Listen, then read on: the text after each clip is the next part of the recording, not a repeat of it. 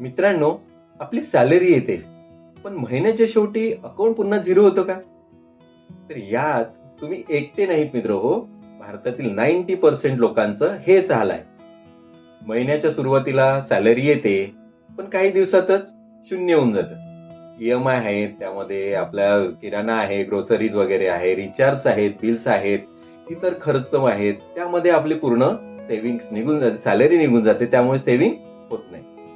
तर रियालिटी ही आहे की प्रॉब्लेम इन्कम आहे नाही. इन्कम कमी असणं हे प्रॉब्लेम नाही आहे. प्रॉब्लेम आहे आपलं प्लॅनिंग.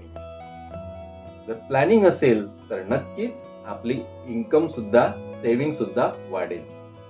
पैसे कमवणं महत्वाचं आहे, पण पैसा टिकवणं हा तितकाच महत्वाचा आहे. जर फायनान्शियल फ्रीडम हवं असेल तर आपल्याला खर्चावर नियंत्रण ठेवावं लागेल. 20 ते 30% सेव्हिंग रूल यूज करावा लागेल. इमर्जन्सी फंड तयार करावा लागेल आणि आपल्याला इन्व्हेस्टमेंट चालू करावं लागेल. तरच आपण सेव्हिंग करू शकू, तरच आपण फायनान्शियल फ्रीडमच्या जर्नीमध्ये समोर जाऊ शकू आणि फायनान्शियल फ्रीडम मिळवू शकू. उद्याचा जर फायनान्शियल सिक्युअर लाईफ जगू इच्छित असाल तर खालील दिलेल्या लिंकला क्लिक करा. मी घेऊन आलेलो आहे एक 1.5 तासाचा फायनान्शियल फ्रीडम रिसेट प्रोग्राम. त्यामध्ये आपण ह्या सर्व गोष्टी शिकणार आहोत आणि कमेंट्समध्ये टाइप करा सेव्ह मनी आणि आजच